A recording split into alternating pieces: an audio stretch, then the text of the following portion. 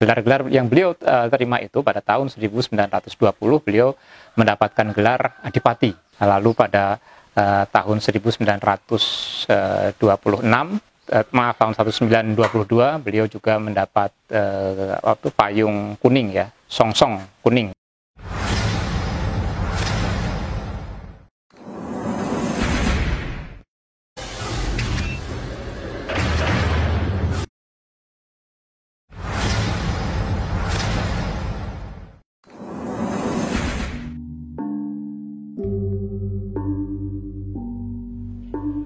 Perjalanan tim Lentera Senja masih terus mencoba mengungkap jejak-jejak sejarah yang pernah tertulis di bumi Kebumian. Kali ini, tim menuju ke sebuah makam seorang tokoh yang juga pernah menjabat sebagai Bupati Kebumen di era kolonial. Lalu, siapa beliau yang sebenarnya? Bagaimana kisah dan kiprahnya di Kabupaten Beriman ini?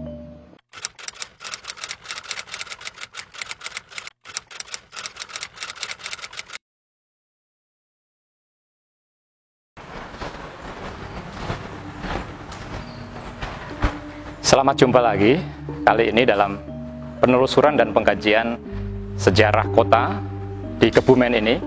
Jika pada beberapa tayangan sebelumnya kita sudah mengulas tentang keberadaan Rumah Sakit Panjurung atau Rumah Sakit Misi, juga Genteng Abu Ngamar di Soka, serta Kabupaten Karanganyar ketika masih berstatus kabupaten, maka pada kesempatan kali ini kita akan mengkaji sejarah kota, khususnya ketika Arung Binang atau Bupati Arung Binang 7 menjabat sebagai Bupati di Kebumen era kolonial ini.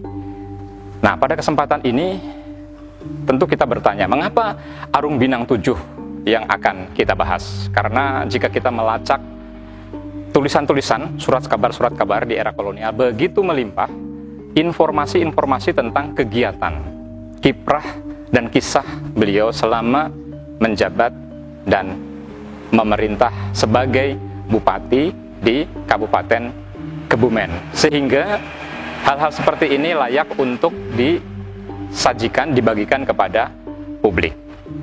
Dan yang kedua juga, mengapa kita membahas tentang Arung Binang 7? Karena foto daripada Arung Binang 7 bersama putrinya kerap disalahpahami sebagai Arung Binang 4. Oleh karena itu, melalui tayangan kali ini kita akan mengkaji siapa beliau itu sesungguhnya, apa kisah dan kiprah yang bisa kita gali tentang beliau ini.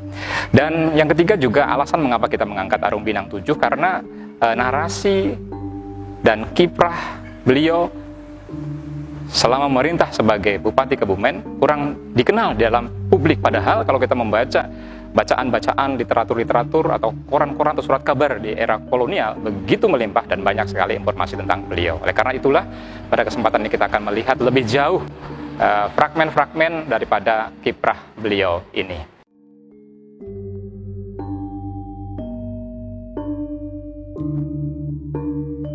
Beliau adalah Bupati Kabupaten Kebumen di era kolonial. Beliau memimpin dari tahun 1909 hingga 1935. Beliau adalah Arung Binang 7 atau Maliki Suryo Miharjo. Berbicara tentang Arung Binang 7 atau Maliki Suryo Miharjo tidak terlepas dari sejarah terbentuknya administrasi pemerintahan di Kabupaten Kebumen, di mana setelah Perang Jawa berakhir pada tahun 1830, banyak sekali administrasi lama mengalami perubahan. Sebelumnya, Kebumen masuk ke dalam wilayah mancanegara dari Kasultanan dan Kasunanan. Berbicara tentang Bupati Arung Binang 7 atau Maliki Suryo Miharjo yang memerintah dari tahun 1909 sampai 1935, kita tidak bisa melepaskan dari sejarah panjang terbentuknya administrasi pemerintahan yang bernama Kebumen. Jadi kita perlu ketahui terlebih dahulu bahwa setelah Perang Jawa berakhir, ya tahun 1830, maka administrasi lama banyak mengalami perubahan. Beringkilan menjadi Purworejo, Panjer menjadi Kebumen. Dan dulu wilayah-wilayah ini adalah menjadi bagian, tadinya itu adalah wilayah mancanegara Kasunanan dan Kasultanan. Jadi setelah perang berakhir, nanti Banyumas jatuh ke tangan Belanda dan didirikan Karesidenan. Bagelen juga ketika jatuh ke tangan Belanda didirikan Karesidenan Bagelen. Nah, Karesidenan Bagelen ini terdiri dari 6 afdeling dan 6 regenskap, yaitu Ledok, Wonosobo, lalu Purworejo, Kutoarjo, Kebumen, Karanganyar, dan Ambal. Nah, Kebumen adalah berada di dalamnya, dan pemerintahan Kebumen secara administratif pada waktu itu sebagai pemerintahan baru yang dibentuk setelah Perang Jawa berakhir, itu dibentuk sekitar tahun 1831-1832, di mana Arung Binang IV, ya, Mangundiwiryo memerintah sebagai Bupati yang pertama pasca Perang Jawa, dan dilanjutkan nanti berganti-ganti ada Arung Binang 5, Arung Binang 6, Arung Binang 7. Yang kita bicarakan hari ini adalah Arung Binang 7. Ketika administrasi pemerintahan baru terbentuk, Kabupaten Kebumen masuk ke dalam wilayah Bagelen, di mana kantor bupati dan wakil bupati yang sekarang terlihat adalah kantor asisten residen bekerja saat itu. Tempat di mana saya saat ini berdiri, ini adalah kantor kabupaten, tetapi dulu di era kolonial, khususnya ketika pemerintahan baru terbentuk, ya, setelah Panjer diganti menjadi Kebumen, maka lokasi di mana saya berdiri ini adalah dulu tempat dibangunnya gedung asisten residen. Ya. Nah, kita perlu tahu bahwa ketika dibentuk sebuah karesidenan, maka ada residen di dalamnya, ada asisten residen di dalamnya, dan pemerintahan pribumi. Nah, untuk karesidenan Bagelen, jadi perlu diketahui bahwa Kebumen dulu tahun 1831 sampai 1900 itu masuk wilayah Karesidenan Bagelen, lalu nanti tahun 1901 sampai 1945-an menjadi masuk Karesidenan Kedu. Nah, ketika berada di wilayah Karesidenan Bagelen dan Kedu ini adalah tempat kantor asisten residen. Nah, fungsi asisten residen sebagai Binnenlandstur itu adalah untuk bukan hanya kepanjangan tangan dari gubernur jenderal ataupun gubernur yang berada di wilayah masing-masing, tapi juga untuk mengawasi bupati yang sedang bertugas. Maka di sebelah utara dari gedung ini ada kantor bupati dan pendoponya pada waktu itu, dan di tempat inilah residen itu bertugas. Beberapa residen yang pernah bertugas di sini seperti A.D. Daendeles, ini bedakan dengan Daendeles yang membuat jalan, Road Postweg. Ini A.D. Daendeles itu pernah juga menjadi asisten residen di sini dan di Ambal. Lalu juga ada Altensat, lalu ada juga Ling, lalu ada juga residen Vandriah, dan beberapa lainnya. Nah, tidak ada data persis yang dapat saya sampaikan kapan persisnya bangunan ini didirikan, tetapi sekitar tahun 1800-an 31-an bersamaan dengan dibangunnya juga pendopo itu, maka bangunan ini sudah didirikan. Dan bangunan yang kita lihat hari ini adalah bangunan yang sudah mengalami banyak perubahan, ya, terutama di era kemerdekaan ketika terjadi aksi bumi hangus. Ya, gedung ini mengalami kerusakan dan mengalami perbaikan kembali.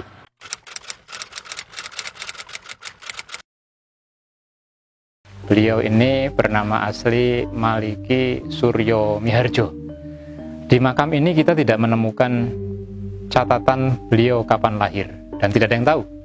Tapi saya bersyukur melalui pelacakan data-data dokumen berupa majalah-majalah yang melaporkan kerja beliau di era kolonial, ditemukanlah data bahwa beliau Maliki Suryo Miharjo ini lahir di Wanasari tanggal 18 Juni 1866.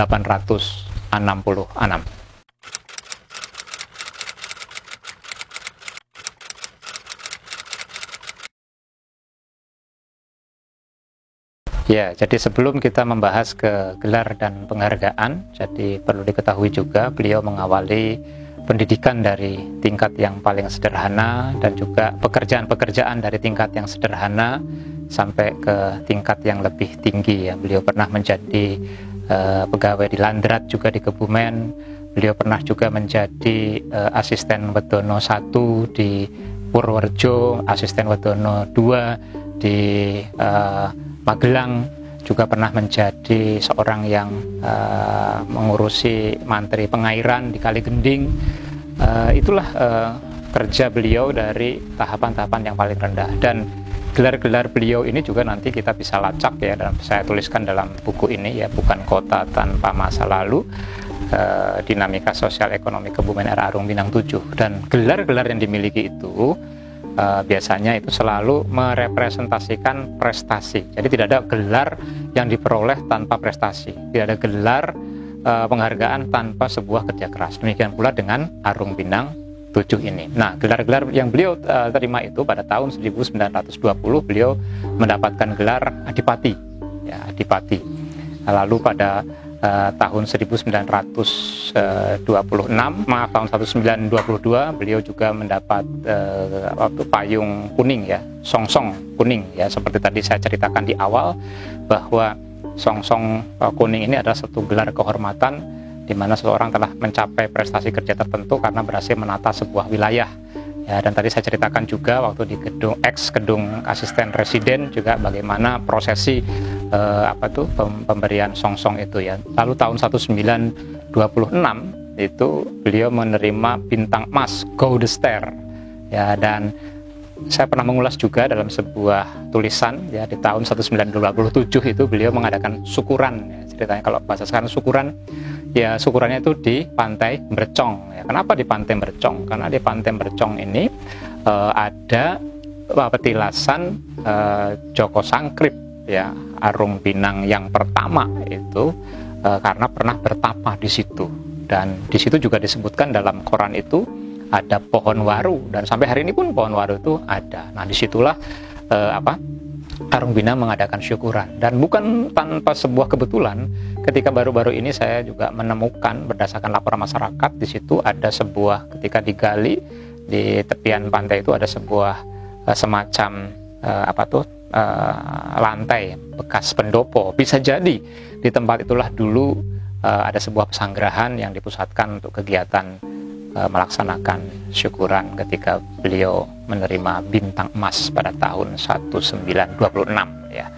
Ini sejumlah penghargaan yang beliau terima ketika beliau menjabat.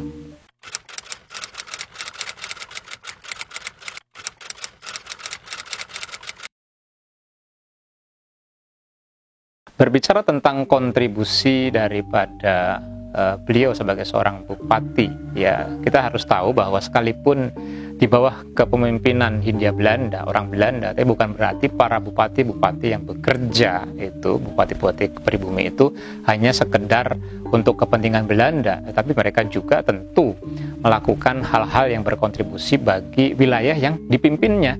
Nah, dalam laporan-laporan yang saya kumpulkan dari beberapa koran itu, ketika ada sambutan dari residen ketika beliau mencapai gelar ini, gelar itu, dikatakan misalkan salah satunya yaitu capaian beliau itu di bidang infrastruktur itu ya, dari 208 desa itu ketika beliau memimpin itu 50% itu belum terjamah dengan jalan-jalan desa yang baik. Tapi ketika beliau itu memerintah ya, menjadi bupati itu ya, itu sekitar 198 jalan-jalan desa yang baru itu berhasil beliau buka dan perbaiki, sehingga ketika ada perjalanan-perjalanan antar wilayah, antar desa itu bisa lebih cepat ya. Kita bisa bayangkan pada tahun itu sudah dilakukan perbaikan infrastruktur ya, jalan-jalan.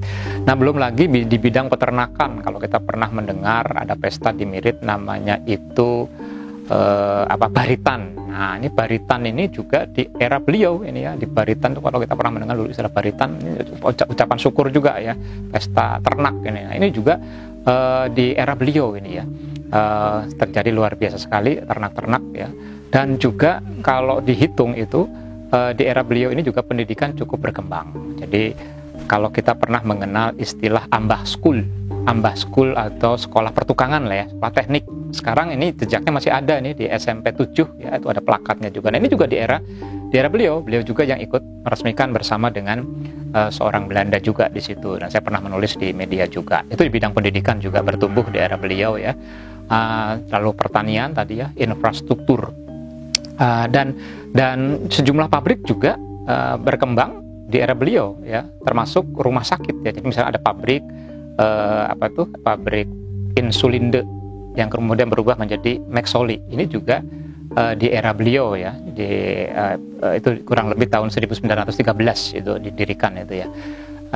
Lalu ada juga rumah sakit Panjurung atau rumah sakit misi yang kemarin kita bahas itu juga muncul juga di era beliau memerintah sebagai bupati ya.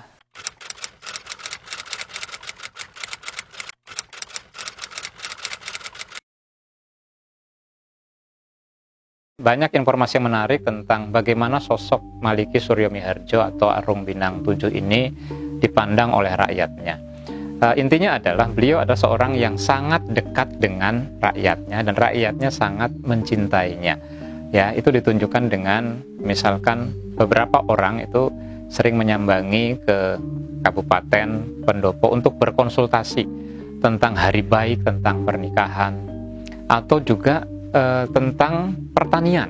Ini juga sering menjadi hal-hal yang dikonsultasikan kepada beliau ya. Jadi ini menggambarkan bagaimana kedekatan pemimpin dengan rakyatnya. Ya, jadi seorang pemimpin biasanya kalau berada dalam struktur kepemimpinan dia seolah berada di atas yang jauh dari orang-orang di bawahnya. Tapi dengan apa yang saya temukan ini, kita melihat bahwa sosok Arung Binang ini tidak terkurangi kewibawaannya dengan dia justru tetap memiliki waktu dengan masyarakat yang dipimpinnya, yaitu orang-orang Kebumen pada waktu itu. Itu yang bisa kita lihat dari sosok Arung Binang 7.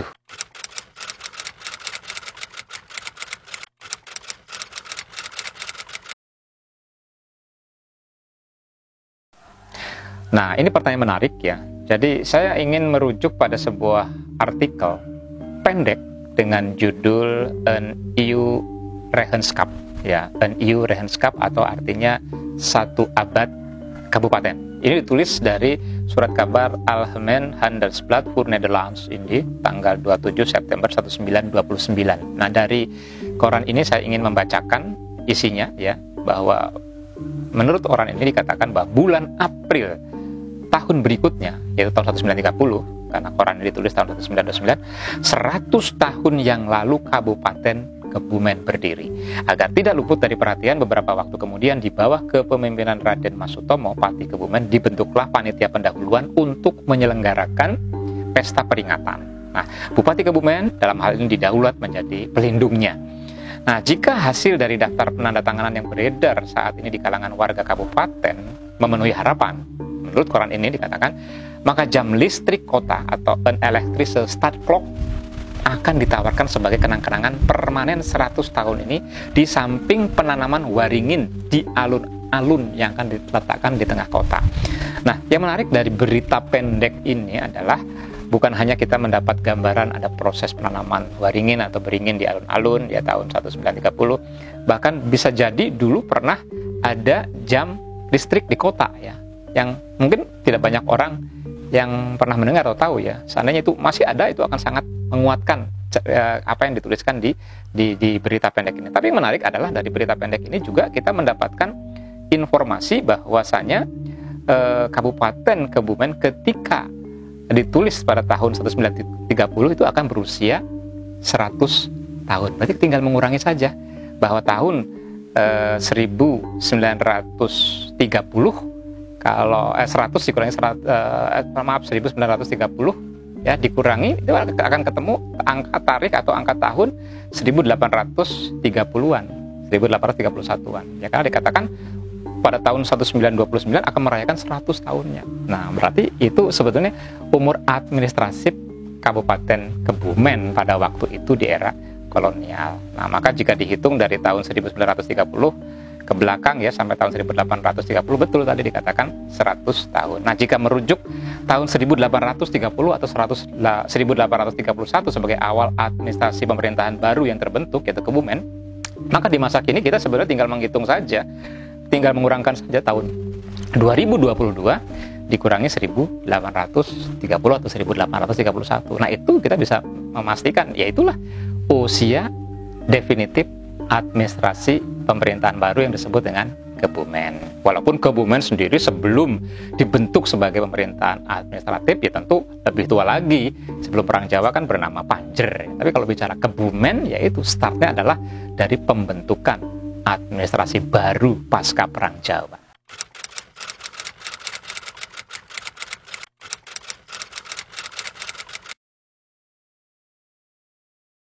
Di era kepemimpinan Arung Pinang VII ini, ya dalam penilaian saya, inilah yang cukup banyak terekam perubahan-perubahan yang terjadi di kota Kebumen.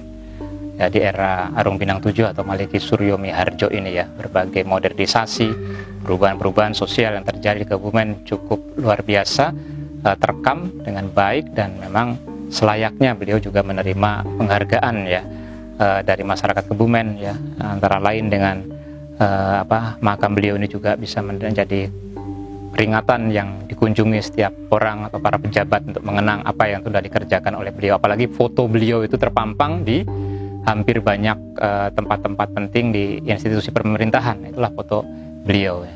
Dan yang terakhir adalah beliau sendiri berhenti bertugas tahun 1935 ketika Kebumen itu menerima Karanganyar sebagai sebuah bagian yang dimasukkan dalam wilayah Kebumen. Seperti pernah saya terangkan dalam pembahasan sebelumnya bahwa 1935 status Karanganyar sebagai kabupaten ditutup ya, dihapuskan, dan tahun 1936 digabungkan ke Kebumen. 1 Januari 1936 digabungkan ke Kebumen, dan Kebumen menerima status baru ya sebagai Grootreggenschap atau ke kabupaten yang diperluas ya, karena wilayahnya sekarang meliputi sampai di Karanganyar ya. Jadi kalau Karanganyar tidak digabung, batasnya hanya sampai Lukulo sama di Perembun itu. Dan saya punya sebuah foto ya eksklusif yang saya terima ini dari keturunannya Oscar Woldring yang pernah bekerja di Mesoli ya. Jadi ini foto pelantikan Arung Pinang 8 yang melanjutkan pekerjaan Arung Pinang 7. Arung Pinang 8 ini juga adalah adik daripada Arung Pinang 7 ya, namanya Sosro Hadi Wijoyo. Nah, di sini foto-foto pelantikan yang terjadi kita bisa melihat di sini ada penampakan pendopo kabupaten, ada asisten residen ya. Ada beberapa orang penting lain termasuk Arung Pinang 7 dan Arung Pinang 8.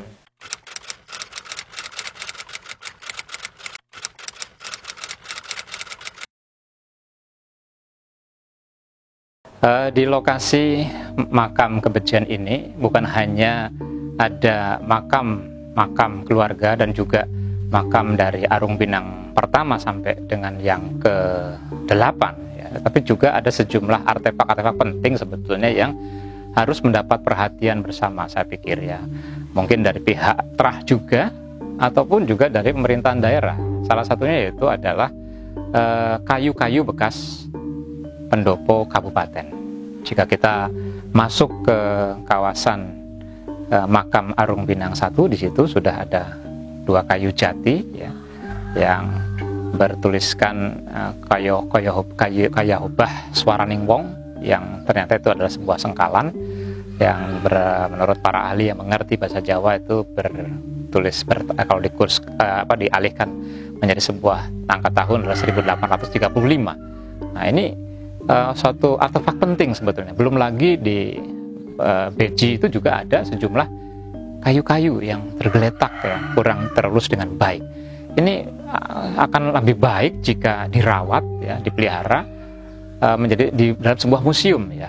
Bisa museum khusus yang menyimpan artefak-artefak penting di kota Kebumen ya.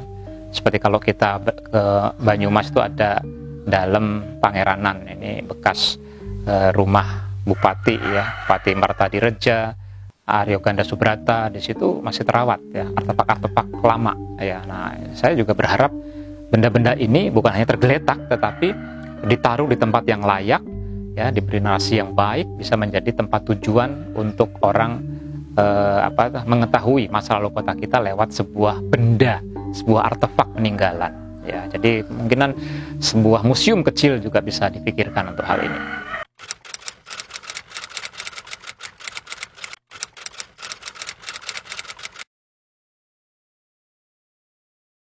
Ya, akhir dari semua pembicaraan kita tentang Bupati Arung Binang 7 atau Maliki Suryo Miharjo adalah saya berharap bahwa kita bukan hanya mengetahui masa lalu dengan baik di kota kita, khususnya di era kolonial, tetapi juga kisah-kisah tentang reputasi dan prestasi figur atau sosok Arung Binang 7 ini dapat lebih dikenal oleh masyarakat. Ya, mengingat selama ini memang catatan-catatan tertulis atau memori-memori kolektif masyarakat berkaitan dengan beliau itu sangat minim sekali. Ya, bahkan seperti saya sudah katakan tadi, tahun kelahirannya pun tidak banyak yang tahu. Ya, dan saya menemukan tahun kelahiran beliau dan kisah kiprah, reputasi dan prestasi-prestasi yang telah beliau lakukan untuk kota kita, Kebumen ini di era kolonial. Ya, dari tahun 1909 beliau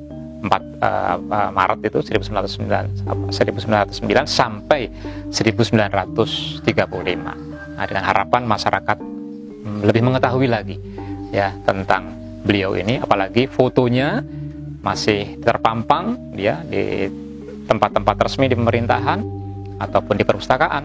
Jadi dengan apa yang disampaikan ini kiranya kita bisa lebih mengenal kota kita di era kolonial dan prestasi-prestasi beliau, sehingga kita bisa memberikan penghormatan dan penghargaan yang selayaknya untuk figur satu ini atas apa yang telah dilakukannya untuk kota kita Kebumen ini. Demikian sekilas kisah dan kiprah dari seorang Arung Binang 7. Nantikan kisah-kisah selanjutnya masih di Lentera Senja.